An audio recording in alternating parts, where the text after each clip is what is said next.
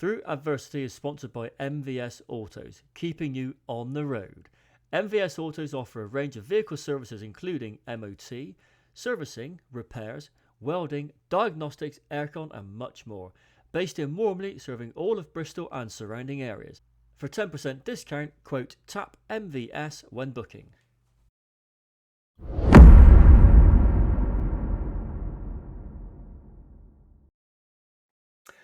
Okay, so welcome back to Through Adversity with me, Rich, and again, thank you to my sponsor, MVS Autos, based in Wormley, Bristol. And we still got Mr. Wayne Ingram MBE on the show here. And last time we were on, which is literally to us just a few seconds ago, we're talking about you just been medically discharged from the forces.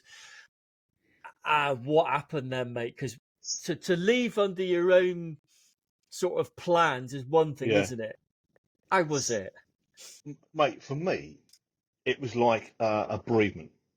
Yeah, I didn't want to leave. I was, mate, if you'd asked me, I mean, you'd cut me inside, I would have been green. Yeah. You know, as far as I was concerned, I was going to get, you know, I was a staff sergeant at the time, I was going to get WO2 and then made an officer and so forth. I would have been, you know, in the military still to this day. Yeah. But it was like a bereavement. And, I mean, it just came so quick as well. How quick was it? How fast? 4 or 5 months. That is pretty quick. Literally, Isn't it? from them telling me, less than that, about 4 months, from them telling me to getting out. I mean, I took my stuff to Bovey. I got turned over by the civvy guy, you know, in the kit store there, who, I mean, you said, you know, you go to your unit, and you know, you just keep all your stuff. Yeah. I think apart from your webbing and stuff like that. I went there, mate. He wanted everything off me. No memorabilia, nothing. No. I asked him if I could keep some stuff. But he said no. He billed me for my red and white PT vest. Really? What ones you would have got back in basic training? Yeah, basic training. I was like, anyway. I then went upstairs and I saw he must have been about 18, Clark, and I remember standing there saying, my number 247944746, you know, Staff Sergeant Ingram, I'm being discharged. He went, yeah, thanks, mate. And he took out this big pair of scissors that you'd cut cloth with, cut my ID card in half. Oh, so when you handed your ID in, when you did that? Yeah. And that was, to me, that was just it. That was like the ice on the cake. All those years we've done, all those things we'd seen, you know, the shootings, the mass graves, and everything else like that was just, you know, the friends we'd lost. Yeah, that had all gone with that action, and he was probably on his mum's tip when I joined the military. Yeah, and do you know what? That ID card is a massive deal, isn't it? When you get issued your army ID, it's everything. Yeah, it just means so much, doesn't it? Crikey, I mean, your whole world fell apart if you lost it. You're in front of the colonel, wouldn't you? Yeah. So, what sort of things could we use that ID card for? It was like a get out of jail free card, wasn't it? 100%. Really? How many times did you not get another drink driving, or not get done for speeding in England? Mate, so there was one time. So we're coming back from the first golf. I mean, I've been on holiday somewhere. I had a stonking tan. Yeah. And the guys come back, and I was going off to go and see some bird in Portland at the time, some naffy bird. Oh no! And I was speeding through Weymouth, and I got pulled by the old Bill. And again, I showed him my ID card. He went, and I felt rotten now, but I had this stonking tan ID card. He went, he said, "Why are you going so fast?" I said, "I'm sorry, officer." I said, "I've just got back." I said, "I'm still going." He went, "You've been to the golf. Off you go, son. Slow down." I was like, "Yeah, thanks very much." No, I've spent the holiday with my mates. Yeah, it was get out of jail. Did you ever hear the rumour? I mean, I don't think it's in our time, but some of the guys said that they used to give the old MOD 90 to the new boys. Said if you get stuck for money, you can put it in the cash point machine. It will give you a tenner for an emergency. No, I heard that. Just use the first four of your army number. I heard that it was like £50 or something, wasn't it? I heard something that on on your veterans card. Yeah. Someone said that you could do that with your veterans card, but yeah. Yeah. I mean, it was a passport. It was everything, wasn't it? That ID card was, and to just you'd want to spend a moment with it, wouldn't you, before they're going to cut it? You said, can I just have a moment with this car, please? Can I just keep it? But no, I mean, just because snip ours it. was the old type, wasn't it? It was the old Pink piece of, one. it was a Pink pink one. one, which was a paper inside and which had been stuck down. You know, it was just, yeah, for Yeah, us, it was our life. I know. And that's symbolic, isn't it, to the fact that you just get dropped out. So talk us about that sort of first period of time coming out of the forces. What was that like for you? Because you Uh, didn't want to get out, obviously. no, I didn't want to go out. So I, uh, yeah, I was struggling because I didn't know what to do. No And plans. I went over to across the road from where I used to live in Weymouth. There used to be this, I can't remember which shop it was. It was a big shop. It was like this big complex. And I walked over and I saw an ambulance sat in the Yeah, car park. And I thought, I liked the first day when I was in the military. So I went over and I knocked on the window. Um, and a mate of mine who had become a really good friend called Nice Cowan was yeah, attending. So he was sat on the left hand side. There's a bloke called Pete Owen yeah, who was sat on the driver's seat. Now, Nice didn't know who I was, right? yeah. I could have been the next CEO of the ambulance service, right? He didn't know who I was. So I knocked on, I said, excuse me, mate. He went, yep. I said, I've just been medically discharged from the army. I said, would it stop me getting in the ambulance service? And his actual words were, see that fat fucker? He said, he's had 2 heart attacks. He said, no, fuck off, fatty.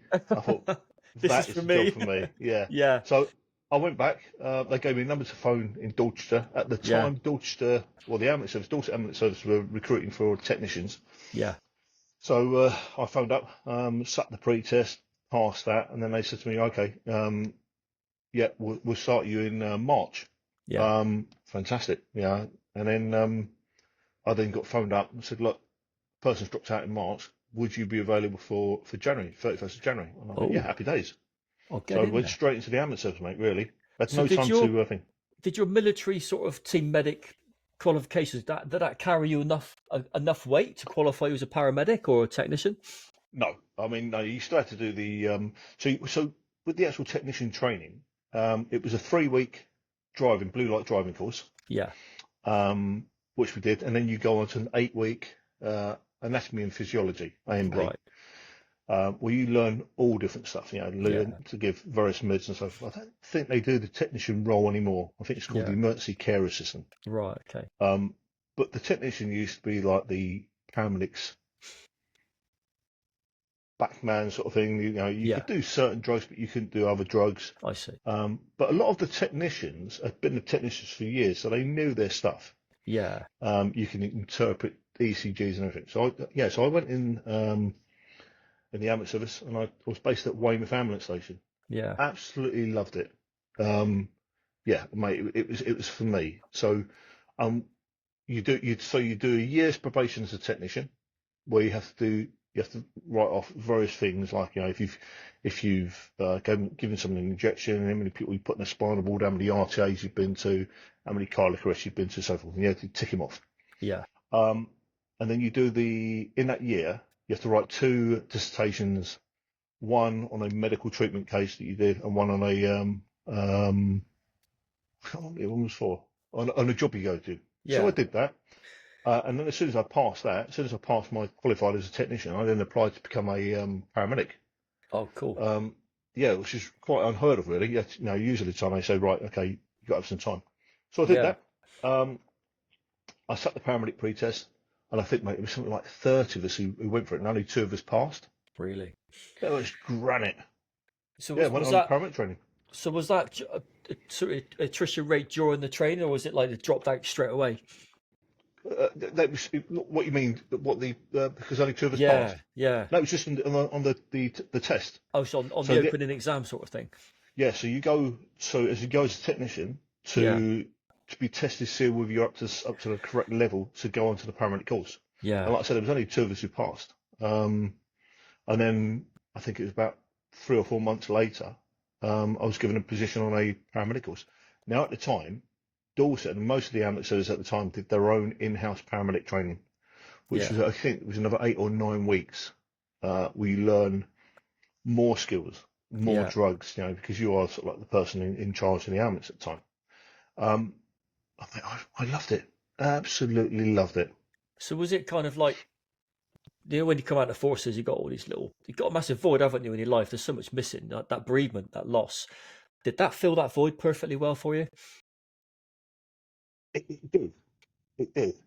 And you know, and if I'd left the ambulance service, so if I'd left the military on my terms, Yeah. it would have sufficed.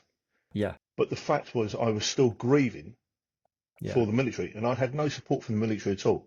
Nothing. No, nothing at all. Literally, they dropped me like like I was a hot coal. Yeah, that's Um, unreal, isn't it? and you know, I felt really bad. You know, mate, I went for some really, really dark times, which I dare say we'll talk about. I went for some really Yeah. bad times. Um, so yeah, I was still craving that something, but I went.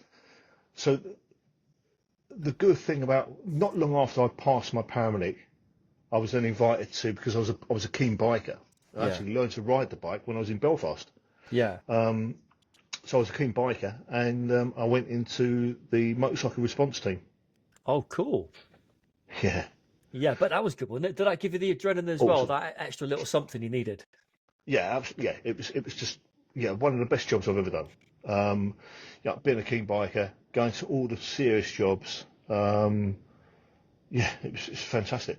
The only problem with that is that when you're going to these serious jobs, there's only a certain amount of serious jobs of kiddie deaths and Oh, maimed yeah. people, blood and guts that you can see when it doesn't start having an effect. Because you're probably going to be the first on scene most of the time, aren't you? Mm, Being the biker, that's why it's there, isn't it? You're going to get there quicker than anyone else. You can weave the traffic quicker. yeah, You're there, aren't you?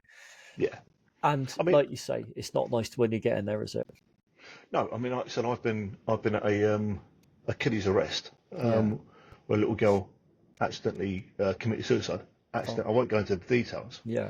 um, but you're 12 years of age, 12 or 13 years of age. I'm doing compressions on this little girl's chest Yeah. while her parents are crying behind me, Yeah. screaming for me to save her life, Yeah. mate. And you can't replicate No. that distress. No. It's the It's worst noise you've ever heard. it's raw, isn't it? It's absolute It's raw horrible. emotion, isn't it? That it's and I'm guessing with that is you probably know yourself the outcome of that before you even started. You're already thinking, Yeah, I got no chance here. How the hell am I going to deal with this?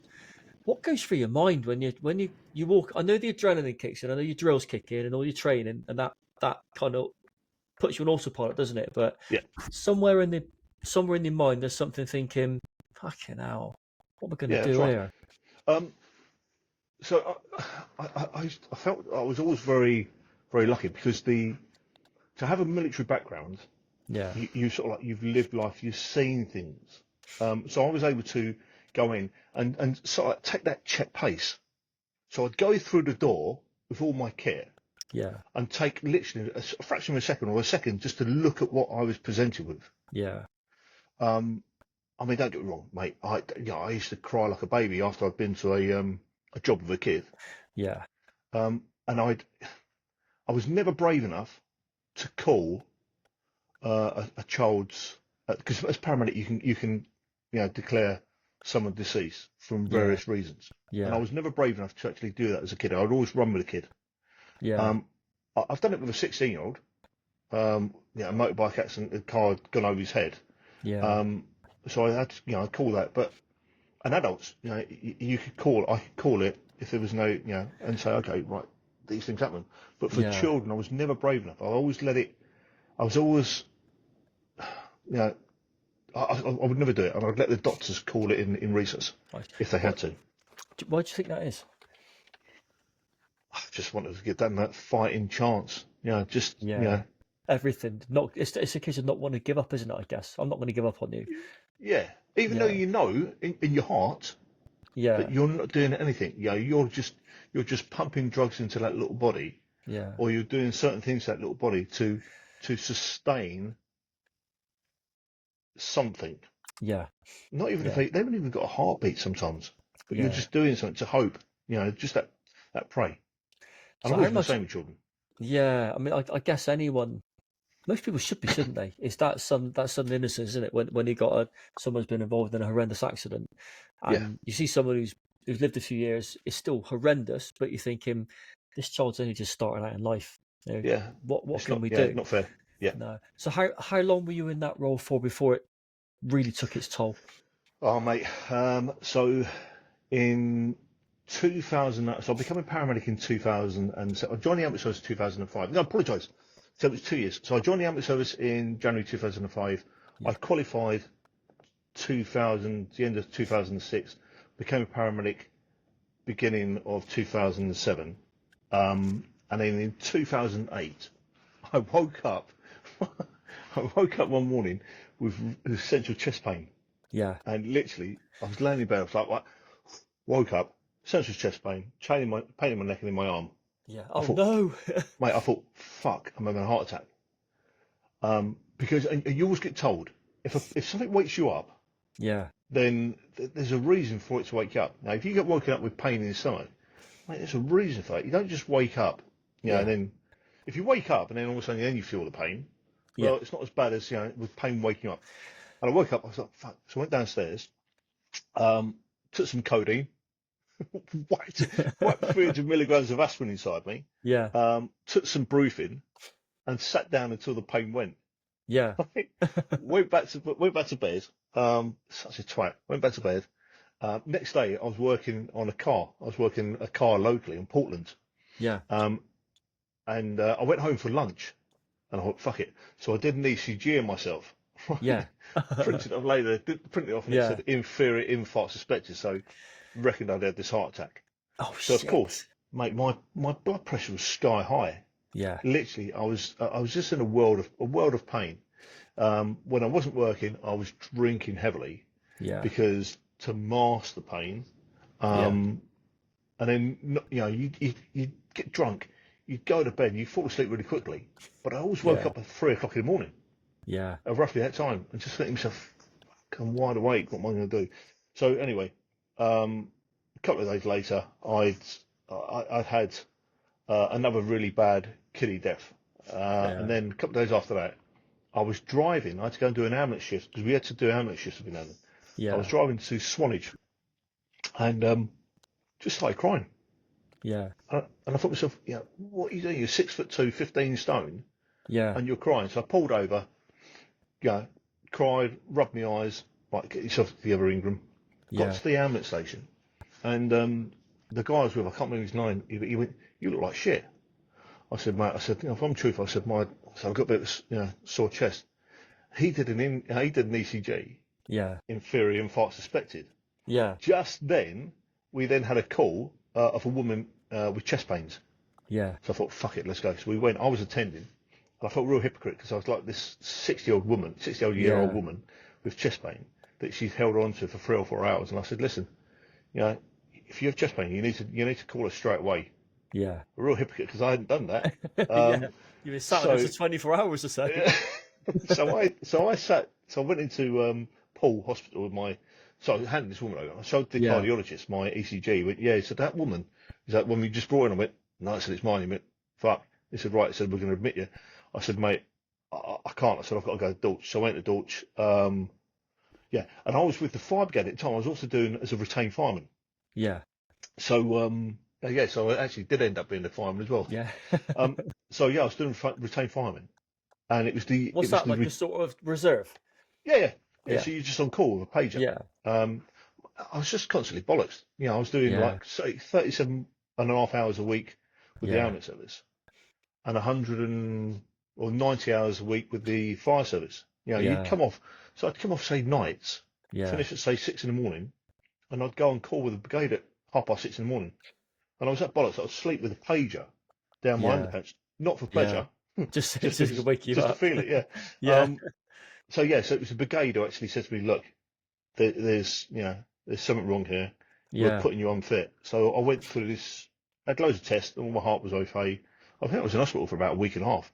Yeah. And the brigade said, "No, we're going to put you through something called EMDR." And Yeah. EMDR, which you know about. Yeah. Mate, I remember saying to this Ginny was the name. I was like, "What are you talking about?"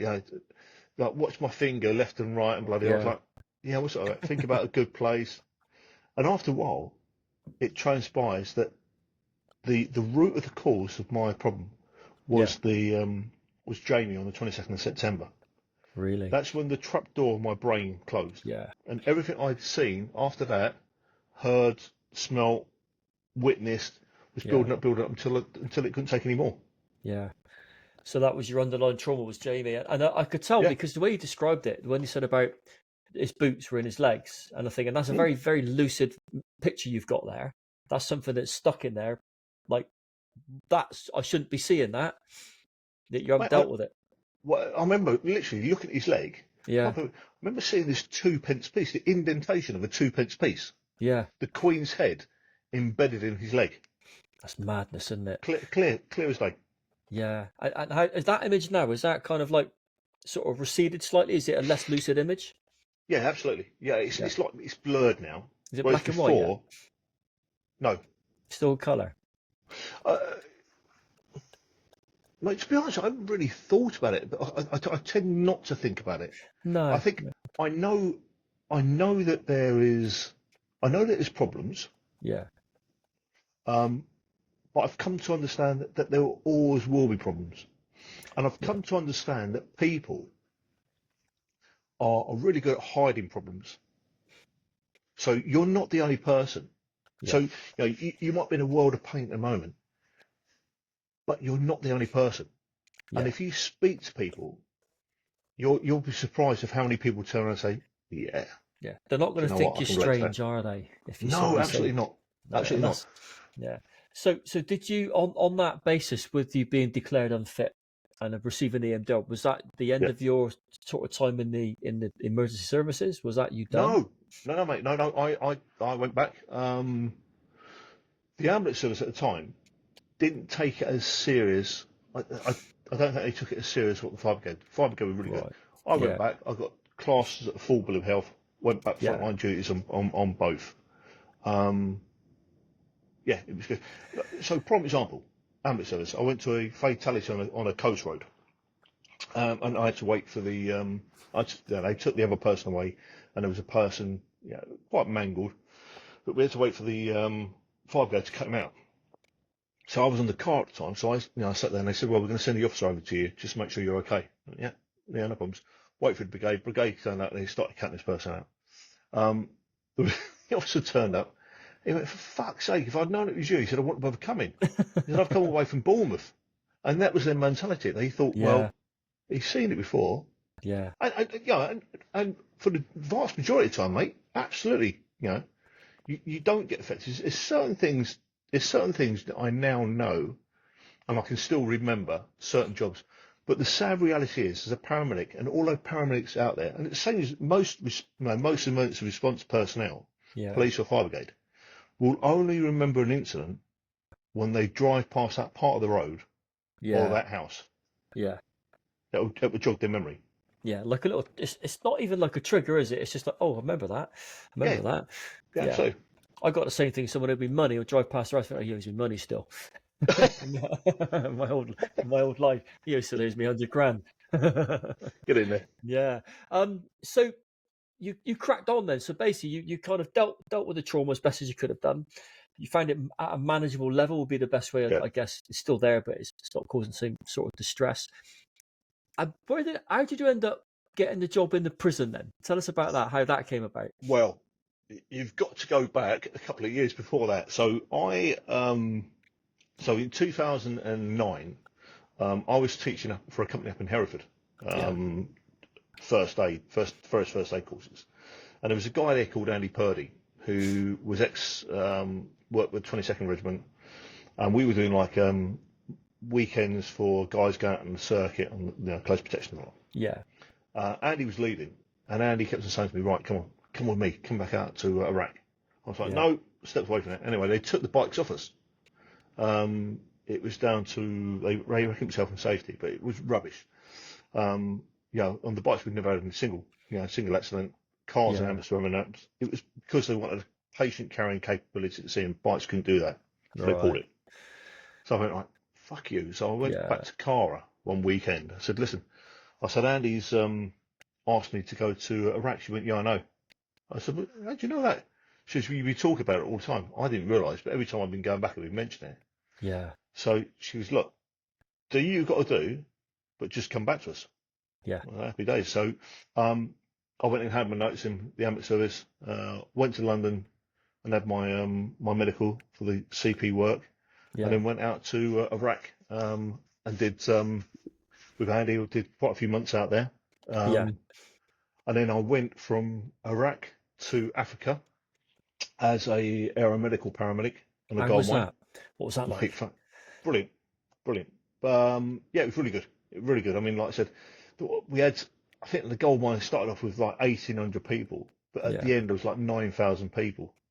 Mate, it was fantastic. So it was in the middle of in Mauritania, in the middle of Sahara Desert. Yeah. I was also doing health and safety work for you go out and do go and do inspections on the rigs. So you'd be Yeah. driving 50, 60 Ks into the Sahara Desert Yeah. to do an inspection on a rig.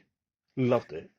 But because we'd gone from being like 1,800 people to 9,000 odd people, they said, Yeah. look, one lone paramedic can't do it. No. So they got in a company called International SOS, who are really Yeah. good. I mean, they set up this amazing clinic, and then Charlie said to me at the time, who was the exploration manager, Yeah. do you want the health and safety job? So I went, yeah, fucking happy days. So I Yeah. took it on and stayed there for a few years. Again, unfortunately, snapped my ankle. I slipped in their shower. Oh, was that the same Mate, leg that you busted? yeah, so Yeah. what they've done is the Mauritania, I think the Mauritanians who'd done this building, or they had put wall tiles on the floor in the shower. Yeah. So as soon as water hit, it was like an ice rink. And we kept on Oh, saying something about this. And what you do, you go in the shower and then spread your legs so your legs were either side of the thing. yeah. So you Shout don't yourself so slip. you didn't fall. Yeah. Yeah. And one day I was in a rush. I got in there, turned it on, slipped, and felt my ankle go again. Oh no. Um, and then I went back, and then that's how I did another job before the prison. And then one day I was asked, I got a phone call from someone saying, look, do you want the prison manager's job, the healthcare manager's job? Okay. Okay, so I sat this interview.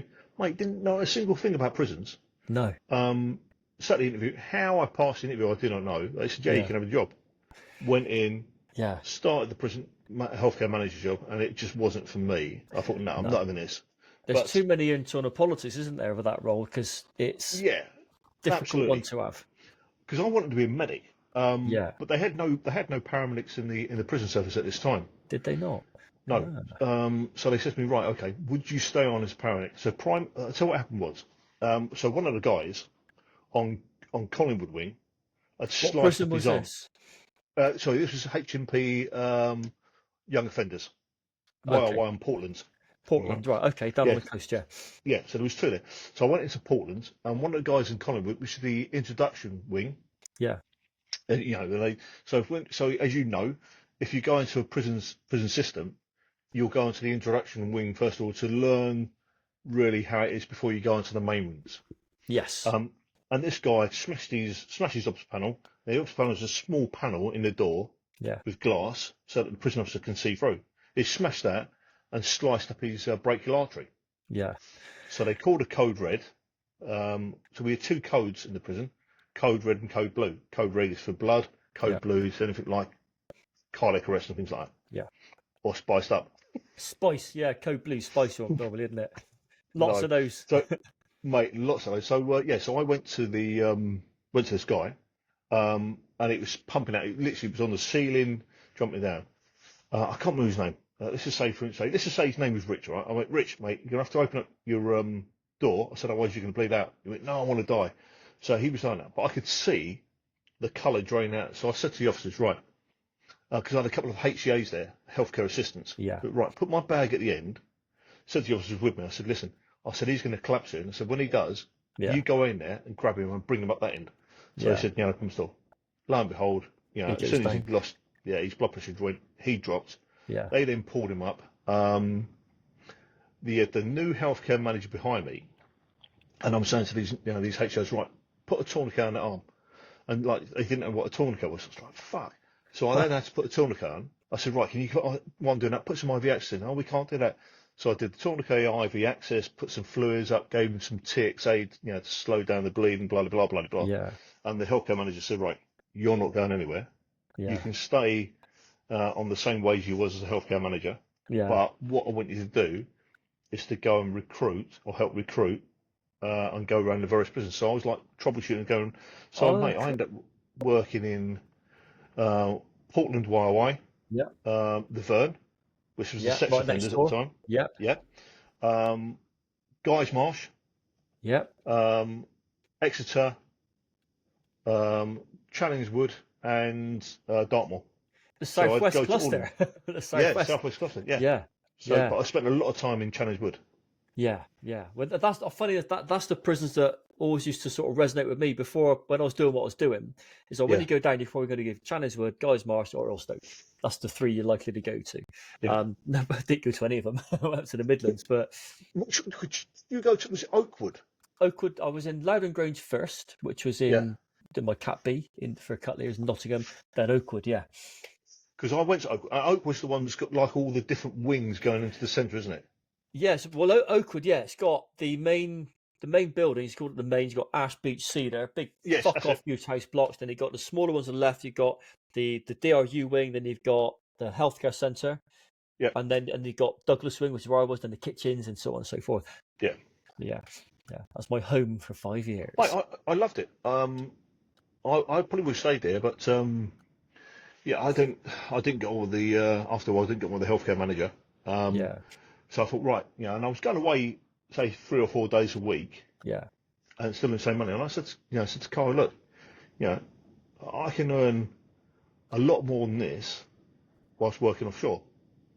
And he said, well, do it. So I did all my courses offshore and then went and went offshore. So I spent a couple of years, 3 years as the bouncing around on rigs and ships and stuff like yeah, that. And now I've picked up a job with a Norwegian company. yeah, So I'm permanently on a fixed rota, 4 weeks on, 4 weeks off. So working 6 months of the year, yeah, not seeing any dead kiddies. Hopefully, yeah, touch wood, not going to see any more adults. And yeah, just treating aches and pains, sore throats, doing the odd suture yeah, for him because my suturing skills improved so much when I was in prison. yeah. What's that? Can you explain what that? Yeah, what that might be? Um, well, so in prison, everybody thinks that when you hear about prison people being cut up, you think, Yeah, oh, no, they've been shanked, no, it's usually mate. self harm, isn't it? Yeah, but it's all self harm. I Yeah, mean, you'd have people just because they're allowed.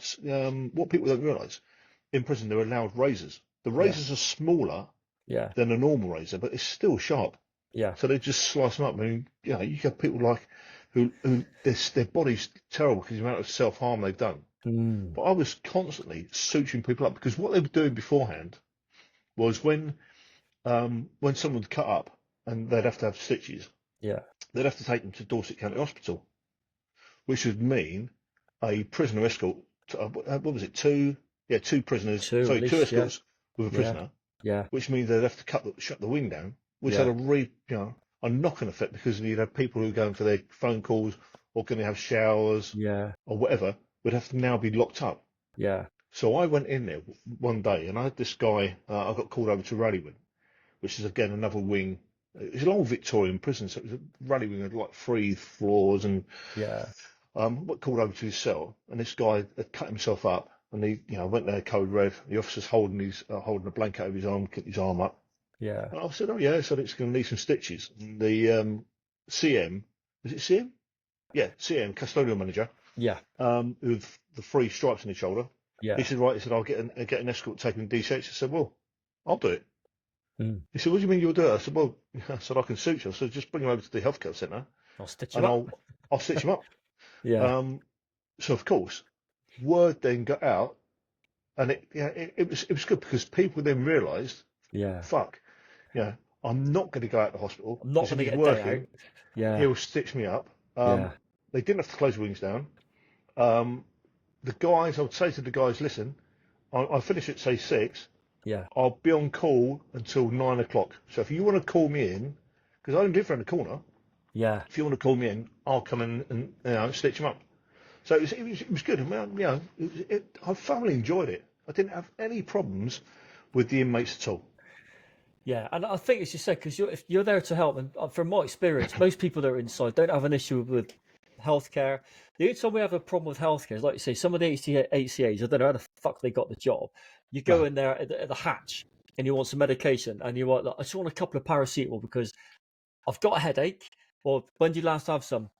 About an hour ago. Well, I can't give them to you, but what am I going to have behind my door? Rather than me getting on my bell in 3 hours' time to get you to come to me, can't I have a couple of paracetamol?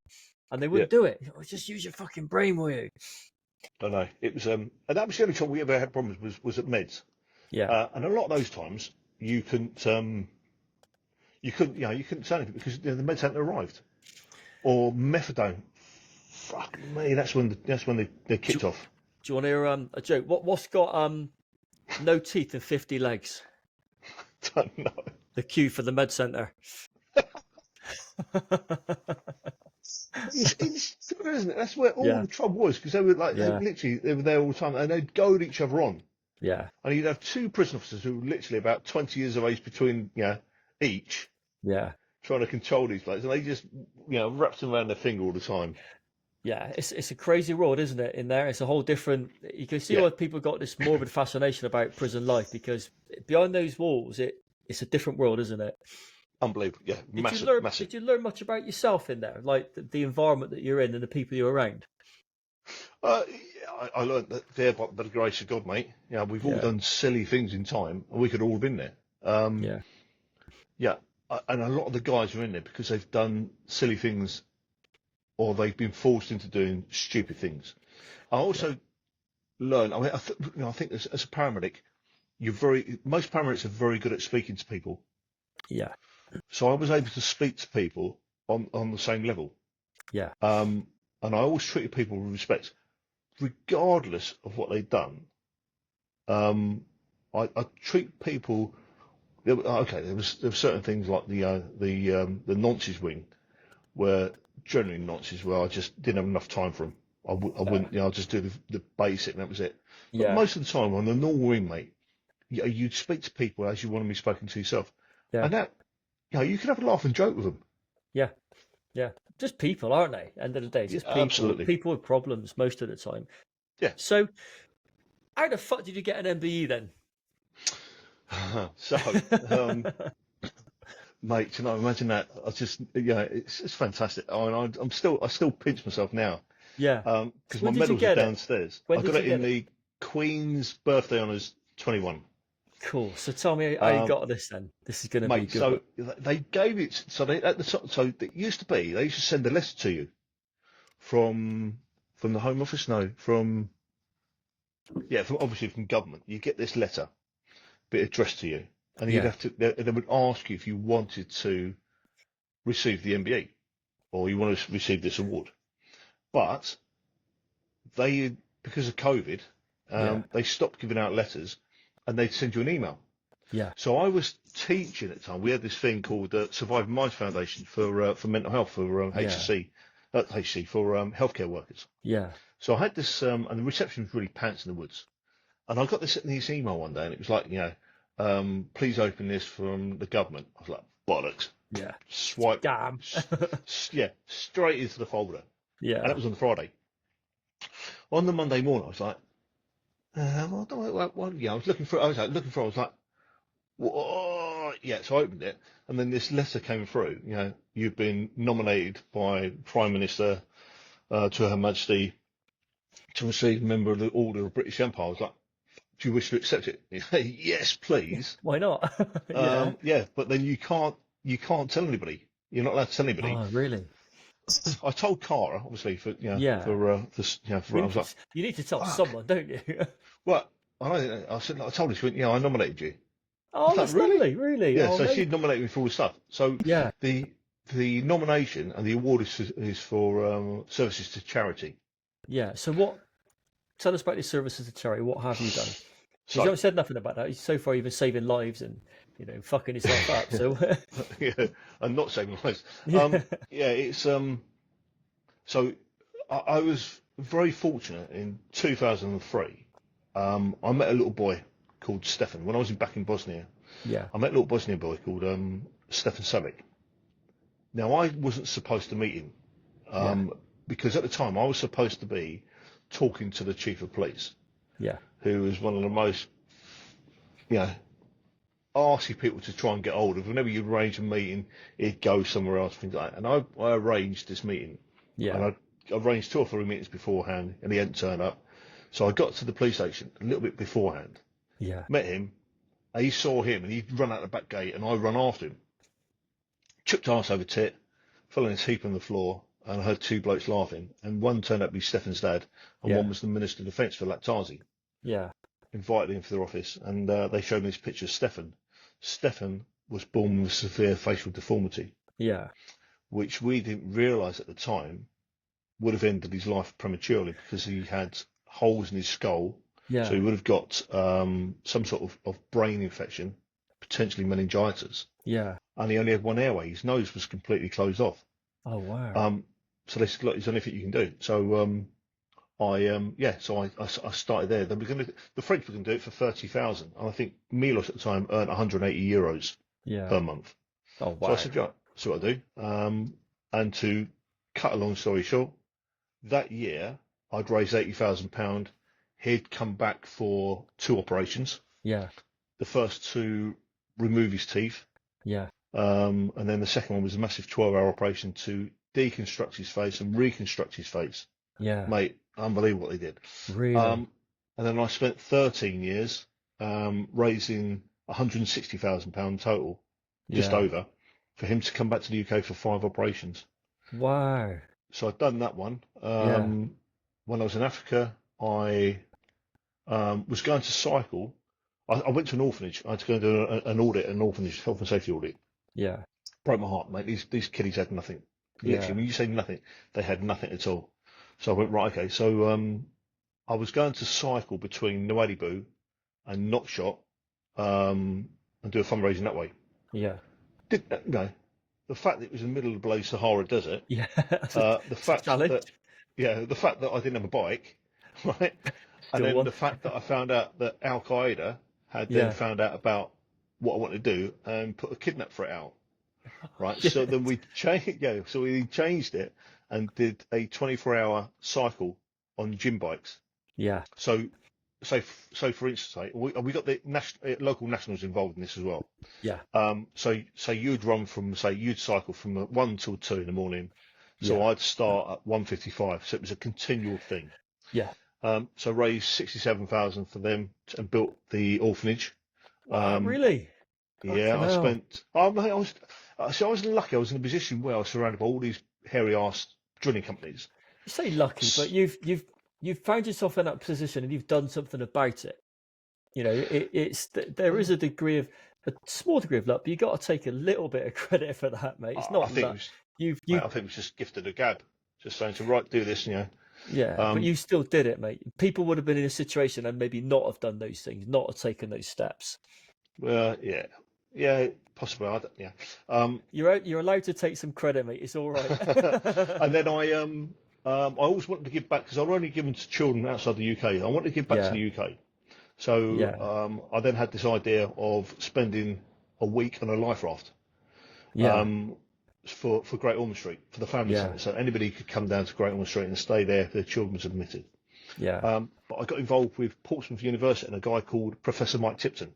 Who said, look, well, we've never had a look at what happens to the human body when it's on a life raft.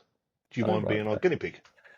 So I went in for a week. I took 1,500 mils of water. Yeah. And I took 24 hours of food. Yeah. So I had to generate water using a reverse osmosis pump. Yeah. So I came out, my right arm was massive, my left was small. My wife was saying to me, what have you been doing? Rowing. Yeah. So I spent a week in there, caught fish, ate fish, did podcasts for the kiddies, raised, I think, just over about 18,000 for that one. That's mental, isn't it? And then the last one I've done is in 2019, unfortunately, our daughter was diagnosed with idiopathic scoliosis. Okay. So she had a real severe curvature of the spine. Yeah. And it happened really quickly over weeks. Yeah. And she was 12 going on 13 at the time. So she used to go, used to have a bath or shower herself, get dressed herself. We'd never go in a room. Yeah. So we never saw it, and she was pain-free. Yeah. so it was measured at 74 degrees. We went to the doctors and they said, well, the only thing we can do now is surgery. So by the time the surgery was planned, which is December, she'd gone up to like 92 degrees deformity. So it's aggressively massive. sort of, yeah. Really, really aggressive. So she had this. What causes that, mate? What's the cause of it? They don't know. No. They really don't know. So I think that what they're saying is one of the muscles, and hopefully someone who's listening to this will be able to write in comments to you and let you know. Yeah. I think it's the muscles contract for some reason and pull the spine to one side. I mean, massively. I mean, what I can do, I don't know if I've sent you the pictures, but I can send you pictures so you could put them up and show people what it was like. Yeah. So she had this operation in December. Yeah. And it was the first time that one of my children was having this massive operation, mate. You get told all the worst things. Like if we nipped the spinal cord, she'd be paralysed. She could die. Blah blah blah blah blah. 6-hour operation to insert 2 titanium rods into her back. Yeah. There was a program, Surgeons on the Edge, Channel 4, I think it was. Yeah. Who showed the operation. Mate, I couldn't watch it. I was like, no, I can't see it. So we did that, and I said to him at the time, I said, listen, next year I'll do a fundraising thing for you. Yeah. COVID hit. Oh shit! Yes. So of course I was dragged into COVID. I spent 6 months on the COVID helicopter, flying out to the North Sea to get people who were pretty poorly, bring them back to the UK. And then when I was back home, I was on the ambulance. So that was just tied up. So in 2022, I stuck to my promise. Yeah. As I said to you, I've got a lower leg injury. Yeah. I've had about 9 operations. My ankle's been fused. It's knackered. I can't walk properly without pain. I certainly can't run. Yeah. But what I wanted to do was all my fundraising there's always been an element of hardship there. Yeah. So I want it to be hard this time. So my best mate Mick, who I serve with, he walked with me. So I decided to walk from where she was diagnosed on Portland to where she was treated had the operation in Southampton, which was 76 miles. And for someone who's got leg pain and injuries, that's a trek, isn't it? Mate, it's massive. But to make it even worse, I did the whole lot backwards. So every step I took was backwards. Oh wow! So that's adding to it somewhat, isn't it? Well, do you know what? But the thing was, the weird thing was, did it make it easier? I didn't have that much pain in my ankle. It hurt, but not as much. And it was only when I stopped, when we'd get to a place where we were staying that night, that my ankle would swell up and the pain would kick in. Yeah. The next morning, you go in, it'd be the crunchiness or the horror, and then it would just it would stop again. So we went through. We did various, it was probably over about 15 miles a day. I think we did about 22 miles in one day. Mate killed me through the New Forest. Shit. We went through Bournemouth, and you'll find this funny. We sat having a coffee at the side of the road, and this blue transit van pulled up across the road. And we had a big sign saying what we're doing, picture of Freya's back. And this woman beeped her horn and beckoned me over. So I walked over to her backwards. So literally every single step was backwards. Yeah. She went, what are you doing? I said, well, I'm doing this for my daughters, raising awareness for scoliosis. Yeah. She went, hold on, sweetheart. She goes, I'll give you some money. So she's reaching around inside her bike. She went, oh, hold on. Reached down into a sock. Yeah. And pulled out this £10 note, which is like the smallest £10 note ever. Is it rolled up? No, folded. So she unfolds it. And inside was this white powder. Right? And she went, oh. So she tipped it into this little container. She went, do you want some to keep you going? I went, no, it's all right. Yeah, no thanks. So she gave me the £10. So we couldn't put the money, the pounds, or the paper money into the collection tissue bit.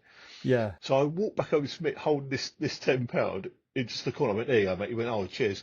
Grabbed hold of it, put it in place. But it makes you think how many notes are in circulation that have been used to hold or snort drugs with. All of them were mine. Quite a lot. But it had a picture of you on it. Yeah, I have my own currency, mate. That's amazing. So, did you fall over much walking backwards? No, so I didn't fall over once until the very end when I think it was South Today. Yeah. We got to the hospital, 76 miles, and we walked up, and they said, "Right, can you just do that last bit again?" And I did it again and fell over the side. So the very, very last time I Yeah. fell over. Yeah. We raised 10,400 for that. But more importantly, we so the statistics say that 4 in every 1,000 children have scoliosis. Yeah. Mate, that's complete and utter crap. Yeah. Most people we saw during the run were asked us, and we'd say, okay, they either know someone Yeah. who has it, or they had it themselves, or they got family members who had it. So those Yeah. statistics are well out. Way off. Yeah. Yeah, well out. So I'm raising. So I continue to raise money for scoliosis. Can I plug my book? I was going to say, because you mentioned the Yeah. book earlier. Now, what is it? What? Tell us about this without giving too much of the content away. I know No, that it's under development, but you have to. mate. You've got to do a book because of what you've done with your life. So tell us about it. Well, so I used to do a lot of motivational talking. Just to make it was all low level stuff. It was all like local to wives' clubs, to round tables, bisons, Yeah. Masonic ones, and things like that. And every single time we have people say to me, like, have you written a book? When's it out? I'm like, well, I've never done it. So in 2019, I sat out in our Sun house, and I Yeah. just started to write this book. Now, a friend of mine who'd written a book, Yeah. sadly passed away, called Stuart Sharp, Yeah. had written this book and was going to have his book turned into a film, a proper major film. And Stuart says to me, look, write the book. He said, but don't force yourself to write it. He said, write it when you want to. He said, if you want to do 2 or 3 chapters over a month, do it. He said, if you want to do 2 or 3 pages over a month, just do that. So I did that. So I think it was like 21, most of it 22, it was finished. Yeah. So trying my hardest to get a publisher, it didn't happen. Pen and Sword picked it up and said, yeah, okay, yeah, we're more than happy with this. We'll publish it for you. So it's going worldwide publication in 25. It's called Soldier of Conscience. The main story is about the 13 years with Stefan. Around it are the tales of being at war, working in the prison, being a paramedic, getting the cane at school, and things like that. But what I'm doing is all of the royalties are being given to scoliosis research. That's amazing, mate. So if anyone wants to buy the book, keep an eye out for it. Soldier of Conscience will be worldwide. Yeah. Wayne, thank you so much for coming on through adversity. I've actually had a massively good time, and it's just been swinging the lantern with you, talking about the old days. Mate. And it's crazy to see the directions that we went in. And then we joined up again, and now we're sort of like chatting and just catching up with what's happened in that massive 30-year gap between 1990 and now. Unreal, Can you not? But people say that, don't they? They say that soldiers can just go away, not see each other for 30 years, and then they talk again, like it was only like yesterday. Yeah, you just push pause, don't you? You literally push pause, come out. How you doing? Call each other a few names, have a few drinks, crack on. See you another 30 years. Job done. Mate, we're all broken crayons. Yeah, but we're all broken crayons. We are, mate. Thanks for coming on. It's been an absolute pleasure. Rich, love you slows, mate, and thank you very much, honestly, and keep up the good work. And your books are fantastic, and I genuinely mean that. I read them I've read the first book in about 3 days. It's fantastic. Good. Really good, mate. Written in crayons. So everyone out there, this was Wayne. Thank you very much. Don't forget to like, comment, and subscribe. Thank you.